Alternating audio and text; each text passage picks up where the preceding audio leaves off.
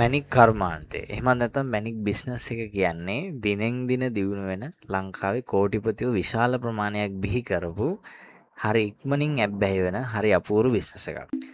ඉතින් දැනට හොයාගෙන තියෙනවා ලංකාවේ තියෙන භූමි ප්‍රමාණයෙන් 70%ක පමණ මැණික් තියෙනවා කියලා. හැබැයි තාම බොහොම පොඩි ප්‍රදේශ ටිකක විතරයි මේ මැණික් කැණීම් කටයුතු කරන්නේ. ඉතින් කලින් මැණික් හම්බෙලා නැහැ කියන්නේ ඒ පොළවේ මැණික් නැහැ කියන එක නෙවෙයි. ඉතින් මං කියන්නේ අපි ලංකාවේ හැමතැනම පොඩ්ඩක් try කරලා බලන්න ඕනේ තව මැණික් ඩිපොසිට්ස් තියනවාද කියලා. ඉතින් ඒ වගේ පින්වන්ත භූමියක් උඩ තමයි අපි මේ ජීවත් වෙන්නේ. ඉතින් ඒ වුණත් ලංකාවේ කීයෙන් කී දෙනාද මේ මැණික් ශ්‍රේෂ්ඨය ගැන දන්නේ? මැණික් ගලක් පයට පෑගුණොත් මේක මැණික් ගලක් කියලා අඳුර ගන්න දන්නේ ලංකාවේ කීයෙන් කී දෙනාද? ඉතින් අපි මේ උත්සාහ කරන්නේ අපිට පුළුවන් විදියට ලංකාවේ ඉන්න හැම කෙනෙකුටම මැණික් පිළිබඳව පොඩි හරි අදහසක් දෙන්න. මොකද ඕගොල්ලන්ගේ ගෙවල් වල මිදුලේ තිබිලා සමහර විට ඕගොල්ලන්ට මැණික් හම්බෙලා ඇති. ඕගොල්ලෝ විසි කරලා ඇති මැණික් කියලා දන්නේ නැතුව. ඉතින් අන්න ඒ වගේ ගලක් තමයි මේ මලුක්කම් කියන්නේ. සමහර විට දන්නේ නැති කෙනෙක් එකපාරට දැක්කහම හිතෙන්නේ නැහැ මේක මැණික් ගලක් කියලා. හැබැයි මලුක්කම් කියන්නේත් මැණික් ගලක්. හොඳම මැණික් තරම් වටිනාකමක් නැහැ. හැබැයි යම්කිසි වටිනාකමක් තියෙනවා.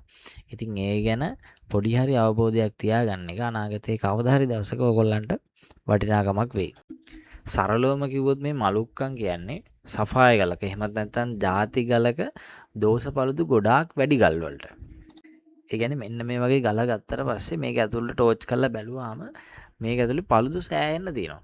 අපිට ලූප් ක්ලීන් ගලක් වැඩ කරගන්න බෑ මේ ගල් වල. එතකොට මේ ගල පැසට් දාලා සාමාන්‍ය මැණික් ගලක් වැඩ කරන විදිහට වැඩ කරොත් මේකේ ලස්ට් එක එළියට එන්නේ නැහැ. ඉතින් අපි මැණික් ගලක් මෙන්න මේ හැඩයට උඩින් ටේබල් එක කපලා යටින් කුච්චිය මේ විදිහට කපන්නේ ඒ ගලේ තියෙන ලස්ට් එක උඩට විහිදෙන්න. මැණික් ගලක් ගත්තාම ඔයගොල්ලන්ට පේනවා ඇති ඒකේ නිකන් අමුතු දිලිසෙන ලස්ටර් ලුක් එකක් තියෙනවා. එතකොට මේ මලුක්කම් ගලක් ඒ විදිහට පැසට් දාලා මේ විදිහට ගල වැඩ කරොත් ඒ ලස්ට් එක එළියට එන්නේ නැහැ. මොකද මේකේ මැද පළුදු ගොඩාක් තියෙන හින්දා. එතකොට මැණික් කැපීමේදී අපේ තියෙනවා මලුක්කම් කියලා කට් එකක්. නැත්නම් අපි ඉංග්‍රීසියෙන් කියනවා කැබෝෂන් කට් එක කියලා. ඔය ආරනෝල් වයිරෝඩි වගේ වැඩ කරන්නේ මේ මලුක්කම් කියන කට් එකට. ඒ වගේදී ලස්ට් එකක් එළියට එන්න නෙවෙයි වැඩ කරන්නේ. ගල ඇතුලේ තියෙන පාට එළියට දෙන්න තමයි වැඩ කරන්නේ. නැත්තම් ආරනූලක් වයිරෝඩියක් වැඩ කරනවා නම් ඒකේ නූල එළියට පේන්න තමයි වැඩ කරන්නේ. ඉතින් මෙන්න මේ ගල බලන්න මේ තියෙන්නේ මලුක්කම් ගලක් ඒ විදිහට පැසට් දාලා වැඩ කරලා මේක බලන්න අර වෙන නිල් මැණික් වගේ මේක එහෙම ලස්ට් එකක් එළියට එන්නේ නැහැ. නිකන් නිල් පාට විතරයි පේන්නේ. ඒ මොකද එහෙම වෙලා තියෙන්නේ ඇතුලේ තියෙන පළුදු ටික හින්දා මේකේ ලස්ට් එක වැහිලා තියෙන්නේ. ගලේ හරියට මුස තියලා කොච්චර ලස්සනට කට් එක ගෙවුවත් වැඩක් නැහැ. ලස්ට් එක එළියට එන්න විදියක් නැහැ.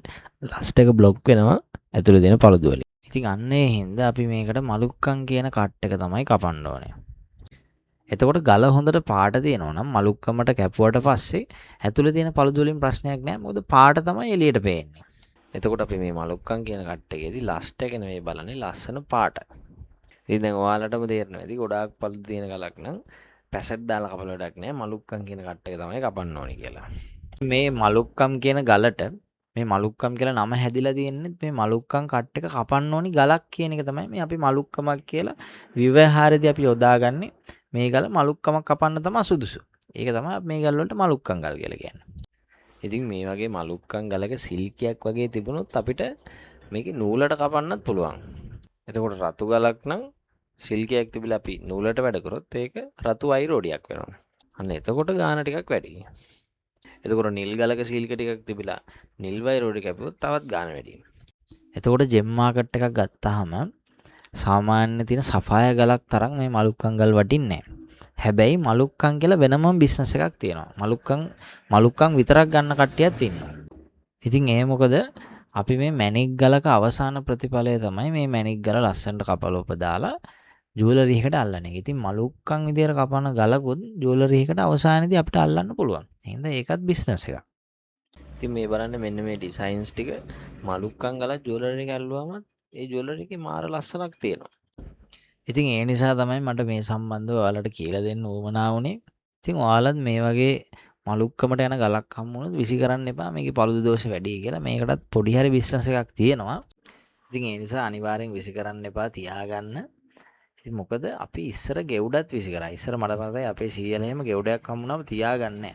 ඒවා මැරුණ ගල් කියලා විසිම කරලා දානවා. නිකන් අර ඒකෙන් නිකන් බෑඩ් ලක් එකක් එනවා වගේ විසි කරලා දානවා. ඉතින් අන්න ඒ නිසයි මං කියන්නේ ඒ අත්දැකීමෙන් මැණිකක් වගේ හම්බෙන ගලක්වත් විසි කරන්න එපා. කවදා හරි ගන්න පුළුවන් තැනක තියලා තියන්න.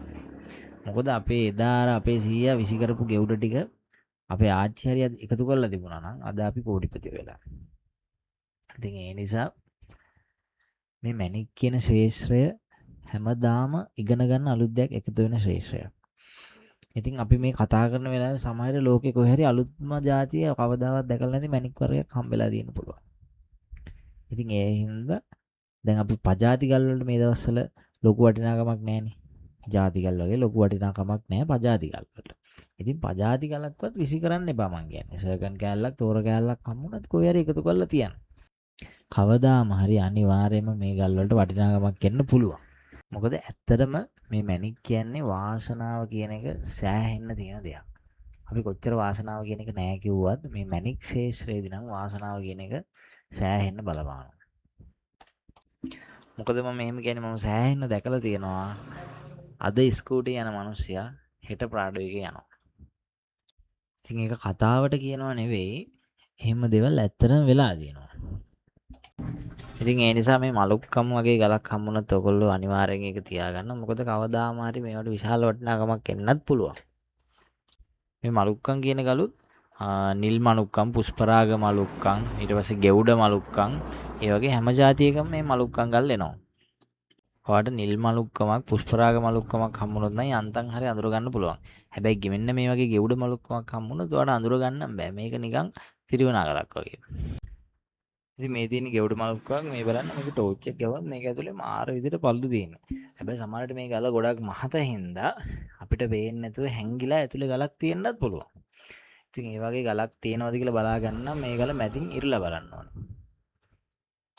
ඉතින් මැදින් ඉරුවාම අපිට සමහරවිට මේ ගලේ මැද හොඳ ගල් කෑල්ලක් කැරට් එකක දෙක හොඳ ගල් කෑල්ලක් ඇංගිලා තියෙන්නත් පුළුවන්.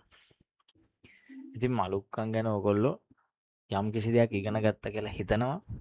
ඉතින් ඔයාලටත් ගෙදර මිදුල තිබිලා හරි වැලි ගොඩක තිබිලා හරි මේ වගේ ගලක් හම්බුනොත් විසි කරන්න එපා. මම ආයෙත් කියනවා මේ වගේ ගල් එකතු කරලා තියාගන්න. ඉතින් කෝටි ගාණක් වටින ගලක් නොවුනත් යම් කිසි මුදලක් ඕගොල්ලන්ට මේ ගලක් විකුණලා ගන්න පුළුවන්. ඉතින් මේ වගේ වීඩියෝස් බලන්න මතක ඇතුව අපේ තිලෝරා සිලෝන් ජෙම්ස් YouTube channel එක subscribe කරලා තියාගන්න. ඉතින් ඊට අමතරව ඔයාලට විශ්වාසයෙන් සාධාරණ මුදලකට මැණික් මිලදී ගන්න ඕන නම් අපේ තිලෝරා සිලෝන් ජෙම්ස් Facebook page එක තියෙනවා. ඊට අමතරව අපේ WhatsApp group දෙකක් තියෙනවා. ඉතින් ඒවට join වෙලා ඔයගොල්ලන්ට මැණික් මිලදී ගැනීමේ කටයුතු කරන්නත් පුළුවන්. ඉතින් එහෙනම් අදට නවතින්නම්. මේ වගේ ලස්සන වීඩියෝ එකකින් ආයෙ හම්බෙමු.